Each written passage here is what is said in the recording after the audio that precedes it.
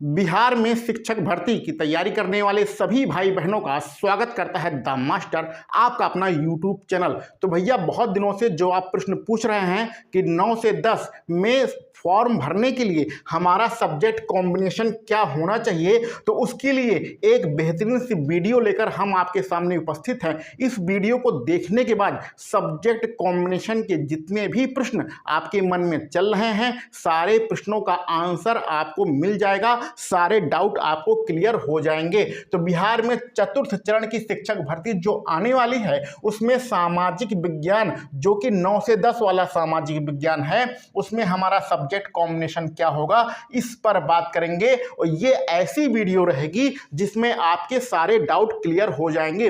अगर 6 से 8 वाला सब्जेक्ट कॉम्बिनेशन देखना है तो उसकी वीडियो पिछले साल बनाई थी, जिसका लिंक डिस्क्रिप्शन बॉक्स में दे दिया जाएगा, और 1-2 दिन में नई वीडियो भी बना देंगे, तो वो भी आप देख सकते हैं 6 से 8 वाला, क्योंकि इसमें सब्जेक्ट बहुत ज़्यादा हैं। लेकिन अभी हम 9 से 10 की बात करते हैं। तो चलिए वीडियो को स्टार्ट करते हैं। देखो भैया, अगर आपको अध्यापक बनना है, 9 से 10 पढ़ाना है, बिहार में सामाजिक विज्ञान यह विषय आपको पढ़ाना है, तो नोटिफिकेशन के अनुसार आपके पास 2 सब्जेक्ट होने ही चाहिए। 2 सब्जेक्ट कौन कौन से? इतिहास, भूगोल, नागरिक शास्त्र और अर्थशास्त्र। इन 4 सब्जेक्ट में से 2 सब्जेक्ट आपके पास होने ही चाहिए। लेकिन इसको मुख्य विषय और सेकंड विषय के रूप में बताया गया है। मुख्य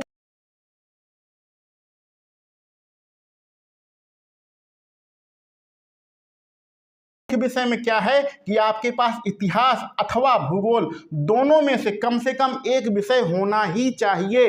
कहने का मतलब है कि इतिहास और भूगोल अगर दोनों हैं आपके पास तब तो बहुत अच्छी बात है, अगर दोनों नहीं हैं तो कम से कम एक विषय होना ही चाहिए आपके पास। और सेकंड सब्जेक्ट के रूप में इतिहास, भूगोल, नागरिक शास्त्र और अर्थशास्त्र, इन चारों में से कोई एक सब्जेक्ट होना चाहिए। तो कुल मिला के आपने जो स्नातक पढ़ा है, पढ़ाई किया है स्नातक में, उसमें आपके सब्जेक्ट जब आप देखेंगे अपनी मार्कशीट में, तो उसमें इतिहास और भूगोल या तो दोनों हो, बहुत अच्छी बात है, दोनों नहीं रहेंगे तो दोनों में से कम एक होना चाहिए। और अगर इतिहास आपका है तो फिर भूगोल, नागरिक शास्त्र और अर्थशास्त्र दूसरा सब्जेक्ट होना चाहिए। और अगर आपका भूगोल पहला सब्जेक्ट है तो इतिहास, नागरिक शास्त्र और अर्थशास्त्र आपका दूसरा सब्जेक्ट होना चाहिए। कुल मिला के आपकी मार्कशीट में 4 सब्जेक्ट में से कोई 2 सब्जेक्ट होने चाहिए, जिसमें से एक सब्जेक्ट के रूप में इतिहास और भूगोल जरूर से जरूर होना चाहिए। और एक चीज़ और समझ लीजिए, जो प्राचीन इतिहास है, किसी किसी की मार्कशीट में स्नातक में इतिहास ना होकर प्राचीन इतिहास होता है, तो प्राचीन इतिहास को भी इतिहास के ही बराबर माना जाता है। तो प्राचीन इतिहास लिखा है तो कोई दिक्कत की बात नहीं है। अब यहीं पर आधे वीडियो में ही कम से कम 1000-2000 प्रश्नों का आंसर मिल गया होगा, जो आप लोगों ने पिछले वीडियो जो लेक्चर था उसके कमेंट बॉक्स में जो कमेंट किया था। जैसे कि उदाहरण लेके चलें, कुछ बच्चे कमेंट करते हैं कि सर मेरा स्नातक में नागरिक शास्त्र है, एजुकेशन है और हमारे पास क्या है, मनोविज्ञान है, तो क्या हम सामाजिक विज्ञान का टीचर बन सकते हैं? नहीं बन सकते हो, क्योंकि आपके पास सिर्फ नागरिक शास्त्र है और कोई भी सब्जेक्ट नहीं है। कुछ स्टूडेंट ऐसा प्रश्न करेंगे कि सर मेरा स्नातक में हिंदी है, एजुकेशन है और नागरिक शास्त्र है, तो क्या मैं सामाजिक विज्ञान का टीचर बन पाऊंगा? नहीं बन सकते हो। 9 से 10 में, यहाँ सिर्फ हम लोग 9 से 10 की बात कर रहे हैं। 6 से 8 में टर्म्स एंड कंडीशन चेंज हो जाएगी, ठीक है। 6 से 8 की बात अलग करेंगे, वो वीडियो देखना है तो डिस्क्रिप्शन बॉक्स में उसका लिंक दिया गया है। तो ऐसी कंडीशन में जो प्रश्न पूछते हैं हिंदी, नागरिक शास्त्र और एजुकेशन वाले बच्चे, वो हम उन्हें बता दें कि भैया आप हिंदी का टीचर बनो, क्यों आप सामाजिक विज्ञान का टीचर बन रहे हो? क्योंकि आपका सब्जेक्ट कॉम्बिनेशन नहीं बन रहा है। तो ये उम्मीद है ये आप पॉइंट समझ गए होंगे। ये बहुत ही इंपॉर्टेंट पॉइंट है, फर्स्ट सब्जेक्ट और सेकंड सब्जेक्ट, जिसको हम लोग मुख्य विषय और द्वितीय विषय के रूप में जानते हैं। और प्राचीन इतिहास के ही बराबर होगा। अब आते हैं हम लोग कैसे हमारा फर्स्ट सब्जेक्ट कौन सा रखना है और सेकंड सब्जेक्ट कौन सा रखना है। पिछली भर्ती जो तृतीय चरण वाली थी, द्वितीय चरण वाली थी और प्रथम चरण वाली शिक्षक भर्ती थी, उसमें आप व्हाट्सएप, मेरे जो व्हाट्सएप है उस पर चाहे वीडियो का जो लिंक है, पुराने वीडियो हैं उनके नीचे कमेंट बॉक्स में जाके देखेंगे तो बहुत ही बच्चों ने बहुत ज़्यादा गलतियां की हैं। उन गलतियों के कारण उनका सिलेक्शन होता था, उनका सिलेक्शन हो सकता था, लेकिन सब्जेक्ट कॉम्बिनेशन इधर का उधर होने के कारण और जो सिलेक्शन है वो नहीं हो पाया क्योंकि कॉपियां गलत चेक हो गई। तो ऐसी गलती आप लोग बिल्कुल भी मत करिएगा।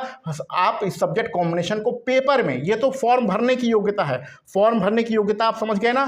अगर आपका ये है तो फॉर्म भर सकते हैं। अब आपने फॉर्म भर दिया, अब आपको पेपर देना है। पेपर कैसे देंगे उसकी बात करते हैं। तो पेपर आपको 2 सब्जेक्ट, 2 मुख्य विषय हैं, उन 2 विषयों का पेपर देना है, जिसको हम लोग पहले में सेक्शन 1 कहेंगे और सेक्शन 2 कहेंगे। सेक्शन 1 में हमने कहा मुख्य विषय इतिहास और भूगोल होगा, तो आप सेक्शन 1 में या तो इतिहास ले सकते हैं या भूगोल ले सकते हैं। ठीक है, सेक्शन 1 में या तो इतिहास ले सकते हैं या भूगोल ले सकते हैं। ये 6 जो कॉम्बिनेशन बन रहा है, इन्हीं 6 में से कोई एक आप कॉम्बिनेशन ले सकते हैं। अगर पहला सेक्शन इतिहास यानी पहला विषय इतिहास लेंगे तो दूसरा विषय भूगोल ले सकते हैं। ठीक है, आप इतिहास भूगोल दोनों ले सकते हैं, चाहे जिस क्रम में रखें उससे कोई फर्क नहीं पड़ेगा, क्योंकि ये दोनों मुख्य विषय हैं। अगर दूसरा नंबर पे आए, अगर मुख्य विषय आप पहला सेक्शन इतिहास लेंगे तो दूसरा सेक्शन नागरिक शास्त्र आप ले सकते हैं। तीसरा अगर सेक्शन में आए तो हम अगर इतिहास लेते हैं पहले सेक्शन में यानी पहले विषय के रूप में, तो दूसरा विषय अर्थशास्त्र ले सकते हैं। अब कुछ बच्चों का भूगोल फेवरेट होता है, तो अगर वो पहले सब्जेक्ट के रूप में भूगोल लेते हैं तो दूसरे सब्जेक्ट के रूप में इतिहास ले सकते हैं। इसको ध्यान से देखेंगे तो ये दोनों एक दूसरे के अपोजिट हैं। तो भूगोल इतिहास को चाहे पहले रखिए चाहे बाद में रखिए, उससे कोई फर्क नहीं पड़ेगा। 5वें नंबर पे आएंगे, अगर पहला विषय आप भूगोल लेंगे तो दूसरा विषय नागरिक शास्त्र ले सकते हैं। और आप 6ठे नंबर पे आएंगे, पहला विषय आप भूगोल लेंगे तो दूसरा विषय अर्थशास्त्र ले सकते हैं। गड़बड़ झाला बिल्कुल भी मत करिएगा। OMR भरते समय यही गलतियां होती हैं कि कुछ बच्चों ने नागरिक शास्त्र पहले नंबर पे ले लिया है और भूगोल दूसरे नंबर पे ले लिया है। उन्हें ऐसा बिल्कुल भी नहीं करना। भूगोल पहले नंबर पर रहेगा, नागरिक शास्त्र दूसरे नंबर पर रहेगा। तो पहले नंबर यानी पहला सब्जेक्ट आपका या तो इतिहास होगा या भूगोल होगा, और दूसरा सब्जेक्ट इन चारों में से कोई भी हो सकता है। बात समझ में गए? इसी क्रम में हमें लेना है। पहला पेपर जो पहला सब्जेक्ट होगा वो आपका 40 नंबर का रहेगा, दूसरा सब्जेक्ट होगा वो आपका 40 नंबर का रहेगा, कुल मिला के आपका 80 नंबर रहेगा। और इसी क्रम में हमें OMR सीट भरनी है, गलती बिल्कुल ही मत करिएगा। अब पेपर में कैसे भरना है उसको भी हम आपको बता देते हैं। पेपर में भरते समय ही गलती होती है, उसको आपको समझा देते हैं। जैसा कि आपको पता है, आपका जो पेपर होगा 9 से 10 वाला वो 150 नंबर का होगा। 150 नंबर में जो शुरुआत के 30 प्रश्न होंगे वो भाषा के प्रश्न होते हैं, वो अनिवार्य प्रश्न पत्र होता है, उसको सिर्फ क्वालिफाइंग करना होता है, उसका नंबर नहीं जुड़ता है। ठीक है, जो मेरिट बनेगी, मेरिट में उसका नंबर नहीं जुड़ता है, ये आप बात जानते हैं। तो मेरिट जो आपकी बनेगी वो 120 नंबर में बनेगी, और 30 नंबर का जो पहला आपका प्रश्न पत्र होगा, पहला मतलब पहला सेक्शन होगा, पहला भाग होगा, वो सिर्फ अनिवार्य रहेगा। उसमें आपको 30% नंबर चाहिए पास होने के लिए। तो उसकी चर्चा फिर कभी करेंगे। आप इतना समझिए कि इसमें हिंदी और अंग्रेजी चुनना होता है 30 नंबर में, और हिंदी अंग्रेजी चुन के 1 से 30 नंबर तक आप अपना बुकलेट में भरेंगे, तो कुल मिला के ये इसका नंबर नहीं जुड़ता है। ठीक है, ये सिर्फ क्वालिफाइंग होता है, पासिंग मार्क होता है।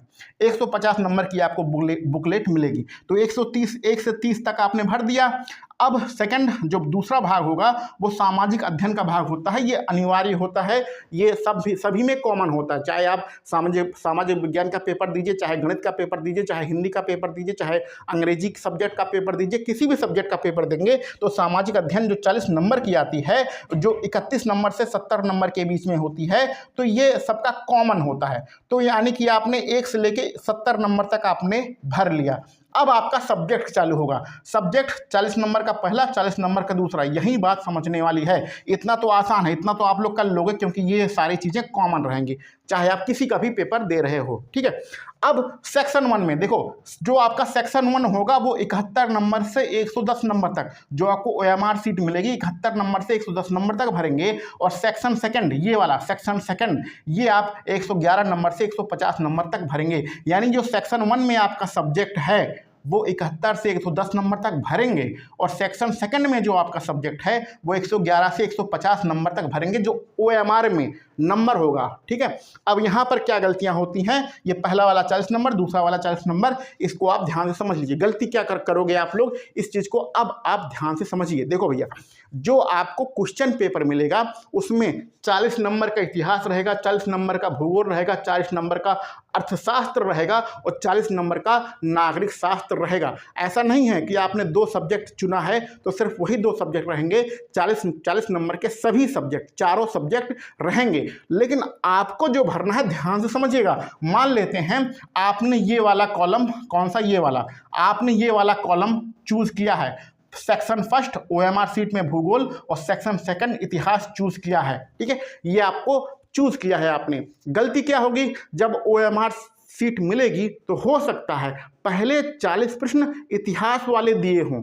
ठीक है, और आपने जल्दबाजी में 71 नंबर से 110 नंबर तक इतिहास वाले क्वेश्चन सॉल्व कर दिए और ओएमआर सीट में भर दिया। दूसरे नंबर पे आपने जो है भूगोल वाला क्वेश्चन, ओएमआर सीट जो आपका क्वेश्चन पेपर था उसमें आगे भूगोल वाले प्रश्न थे, तो आगे आपने भूगोल में 111 नंबर से 150 नंबर तक ओएमआर सीट में भूगोल भर दिया। तो आपने तो पेपर बिल्कुल सही किया, लेकिन क्रम गड़बड़ हो गया ना, क्योंकि आपने जो सेक्शन ये वाला चुना है भूगोल इतिहास, इसका मतलब भूगोल वाला पहले करना था, इतिहास वाला बाद में करना था। इसका मतलब है कि भूगोल जो आपका क्वेश्चन पेपर था उसमें भले ही बाद में दिया है उसके 40 प्रश्न, लेकिन उसको 71 नंबर से 110 नंबर तक भरना था। और इसी प्रकार इतिहास भले ही क्वेश्चन पेपर में पहले दिया है, लेकिन उसको ओएमआर सीट में सेक्शन सेकंड आपने चूज किया है, तो 111 नंबर से 150 नंबर तक भरना है। बात क्लियर हो गई, समझ में आ रहा ना भैया।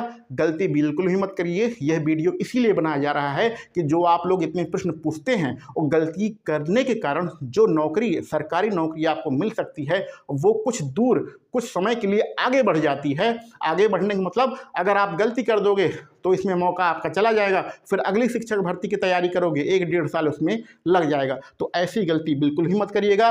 जो सब्जेक्ट सेक्शन 1 में आपने चूज किया है उसको इसी क्रम में भरिएगा, और जो सब्जेक्ट सेक्शन सेकंड में चूज किया है उसको इसी क्रम में भरिएगा। ओएमआर सीट में, जो ओएमआर सीट में आपको ऐसे ही भरना है, क्वेश्चन पेपर में चाहे जिस क्रम में दिया है उससे हमें कोई मतलब नहीं होना चाहिए। तो उम्मीद है ये सारी बातें आप समझ गए होंगे। अब एक हम अपने तरफ से आपको बात बताएं कि ये 6 तरीके हैं सब्जेक्ट कॉम्बिनेशन चूज करने के, तो इनमें से सबसे आसान कौन होता है? तो अगर मुझसे पूछेंगे तो ये वाला भैया सबसे आसान होता है, इसमें सबसे ज़्यादा नंबर मिलते हैं। ये वाला मुझे व्यक्तिगत रूप से सबसे आसान होता है।